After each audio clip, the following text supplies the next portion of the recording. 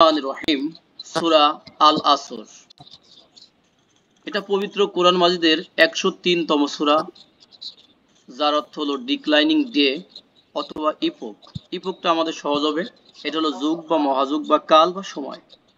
এই সূরাতে ভার্স আছে 3টি আর রুকু আছে 1টি। অল আসরি, আমরা জানি যে কোনো একটা ওয়ার্ডেই এমনিতেই কিন্তু জের অথবা জবর হবে না।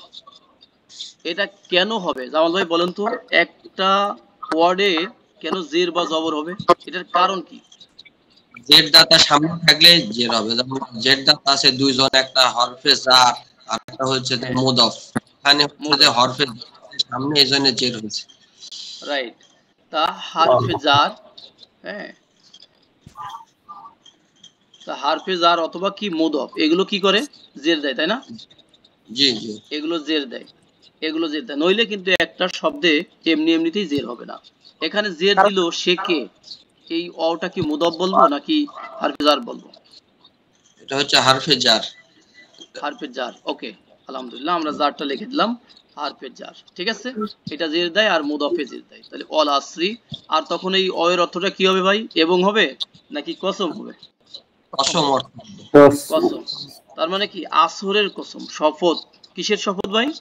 যুগের, মহাকালের, সময়ের, তাই না? তাই না, সময়ের শপথ, সময়ের, আলহামদুলিল্লাহ। ইন্নাল ইনসানা, নিশ্চয়ই মানুষেরা মানে সব মানুষ, মানুষেরা বলতে সব সব মানুষ বোঝাচ্ছে, হ্যাঁ। ইনসানা জাতি, ম্যানকাইন্ড, লা অবশ্যই, ফি মধ্যে, খুসরিন কিসের মধ্যে আছে ভাইয়া?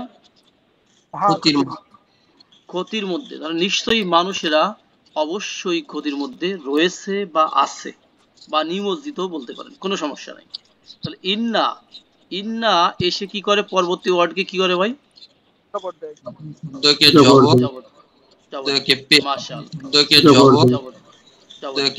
ইল্লা, ইল্লা মানে ছাড়া, ইল্লা, ইল্লা মানে ছাড়া, তবে, ব্যতীত। ইল্লা কি এক্সেপ্ট পার্টিকেল না ভাই?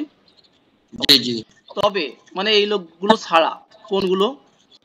আল্লাহ বলেন আল্লাহ জিনা আমানু, যারা ঈমান এনেছে। আল্লাহ জিনা যারা, বহু বচন, দজহু, হ্যাঁ, আমানু ঈমান এনেছে। আমানু গ্রুপ নম্বর কত বলছিলাম, মনে আছে কি? 4 নাম্বার। তাহলে আলিফ মিম নুন, দেখেন আর উপরে আমরা একটা টান দিয়ে দিয়েছি, টান মানে মাদ দিয়েছি, তাই না? আমানা, আমানা ইউমিনু, কি করা ভাই? ইমান আনা, যেটাকে আমরা ইমান ইমান বলতেছি, তাই না? ইমান, ইমানুন, ইমান আনা, আমানা ইউমিনু, তার মানে কি ইমান আনা। আমানা থেকে যদি আমরা হুম ফর্মে যাই তাহলে কি হবে? আমানু, আমানু, তারা কি করেছে? ইমান এনেছে। ওয়া আমিলু, এই যে আমিলা, হ্যাঁ, আমিলা মানে করা না ভাই, করা বা কাজ করা, তাই না? কাজ করা বলে না করা বলে। তাহলে আমিলা ইয়া আমালু, টু ডু, টু ওয়ার্ক, হ্যাঁ, এটা কিন্তু আমরা বানান ভুল লিখেছিলাম, ঠিক কিনা ভাই?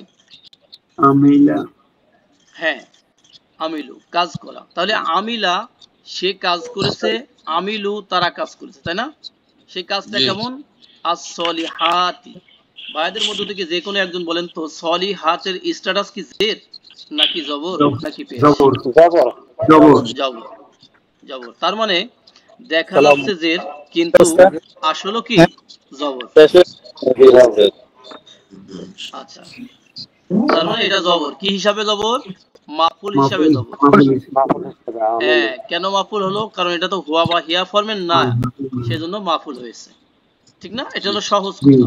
ওকে, ওয়াতাওয়াসাউ, আর যারা বা তারা যারা কি করেছে? উপদেশ দিয়েছে, অ্যাডভাইস দিয়েছে, তাই না? তাওয়াসাউ শব্দটা যেহেতু নতুন, তাহলে তাওয়াসাউটা আমাদের এখানে কিন্তু দেখতে হবে, তাই না?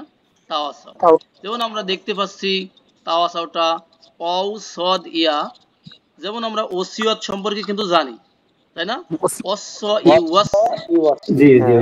রাইট, সেম রুট থেকে যখন গ্রুপ নম্বর 6 আসবে কি হবে বলেন তো?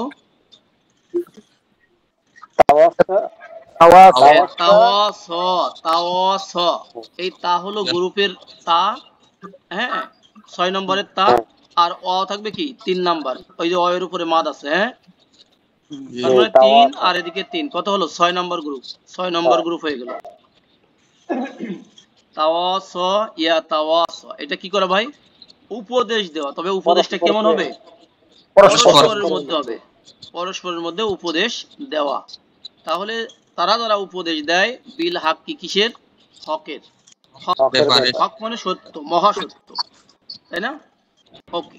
ওয়া তাওয়াসাউ, আর তারা যারা উপদেশ দেয় বিসবর। সবর মানে কি ভাইয়া?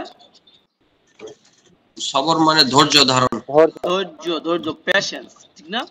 যারা সবরের উপদেশ দেয়। দেখেন একটা মানুষ যখন ঈমান আনবে এবং আমলে সলে করবে, মানে ভালো ভালো আমল করবে, হ্যাঁ, এবং হকের উপদেশ দিবে, তখন তো অনেক বাধা বিঘ্ন আসবে, এটা স্বাভাবিক, হ্যাঁ। তাহলে সেই মানুষটা কি করবে? তার যারা মানে সবরের উপদেশ দিবে এই মানুষগুলোকে, হ্যাঁ, তারাই থাকবে এই ক্ষতির মধ্যে ছাড়া।